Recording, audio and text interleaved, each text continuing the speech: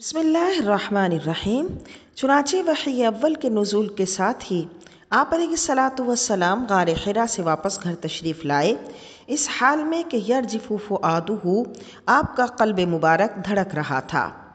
کہ یہ انسانی عوارض میں سے ایک یہ بھی ہے کہ کسی اچانک واقعے کے پیش آنے کے بعد اس کا دل دھڑکنے لگتا ہے۔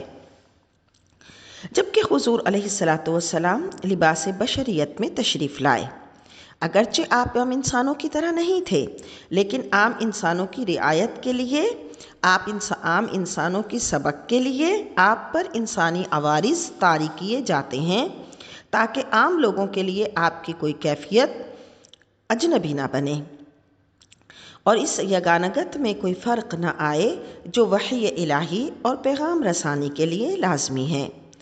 حضور علیہ الصلاۃ والسلام نے ام المومنین حضرت خدیجہ رضی اللہ تعالی عنہا سے فرمایا، زملونی زملونی، مجھے کمبل اڑھا دو۔ فزملوہ، تو حضرت خدیجہ نے آپ کو کمبل اڑھا دیا۔ حتی ذہب عنہ الروع، یہاں تک کہ آپ کی وہ خوف کی کیفیت ختم ہو گئی۔ پھر اطمینان سے آپ نے اپنی زوجہ محترمہ کو پورا واقعہ بتایا تو آپ کی یہ کیفیت عارضی طور پر، وقتی طور پر صرف اس لیے ہوئی تھی تاکہ عام لوگ سنیں تو اجنبیت کا احساس نہ ہو، کہ مقصود نبی اور امت کے درمیان انس پیدا کرنا تھا۔ آپ نے واقعہ بیان کرتے ہوئے فرمایا، لقد خشیت علی نفسی، مجھے تو اپنے بارے میں ڈر لگ رہا ہے۔ حضرت خدیجہ نہایت تجربہ کار، ذی فہم اور باشعور خاتون تھیں۔ انہوں نے اپنے آقا صلی اللہ علیہ وسلم کو اطمینان دلاتے ہوئے کہا، کلا واللہ لا یخزیک اللہ، ہرگز نہیں، بخدا اللہ آپ کو ہرگز بے آبرو نہ کرے گا، کیونکہ انکا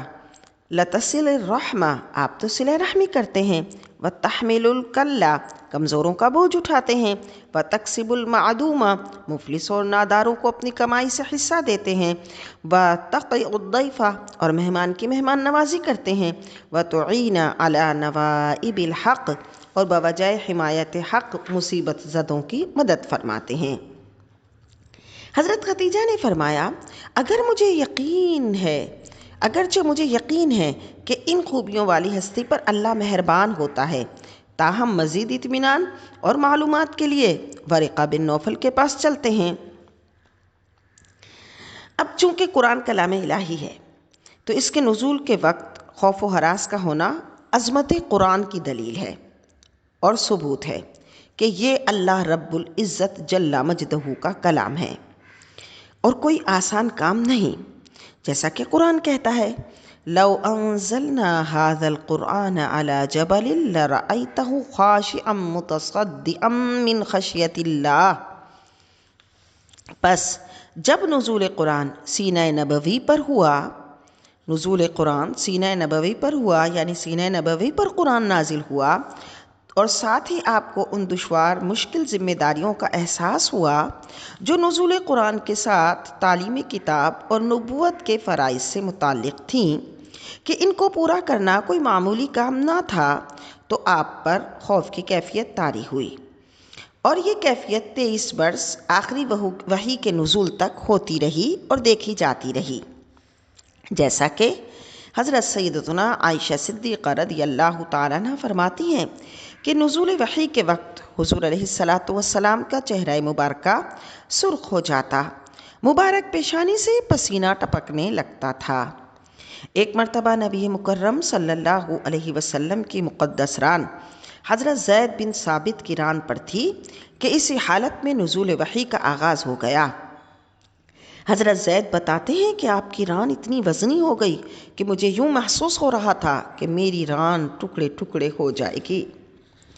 حضور علیہ الصلاۃ والسلام جب اونٹنی پر سوار ہوتے اور وحی آ جاتی تو اونٹنی وحی کا وزن برداشت نہ کر پاتی اور بیٹھ جاتی تھی۔ یہ منظر صحابہ کرام علیہم الرضوان نے بارہا دیکھا، خصوصاً حجۃ الوداع کے موقع پر جب آیت الیوم اکملت لکم دینکم نازل ہوئی، تو غور کرنے کا مقام ہے کہ وحی کے نزول کے وقت حضور علیہ الصلاۃ والسلام پر جو کیفیت طاری ہوتی تھی وہ کسی کمزوری کی وجہ سے نہیں تھی، بلکہ یہ تو آپ کے سینہ مبارکہ کا کمال اور وہ قوت تھی کہ جس نے 23 سال تک نزول کلام الہی کو بحسن خوبی برداشت کیا، اسے محفوظ بھی کیا اور اپنی ذمہ داری کو انجام بھی دیا۔ کیا مجال کہ کسی خوف و ہراس سے کسی کام میں کبھی کوئی کمی آئی ہو یا کبھی کوئی خلل واقع ہوا ہو۔ فصلی اللہ تعالی علی خیر خلقہ محمد وعلی آلہ واصحابہ اجمعین۔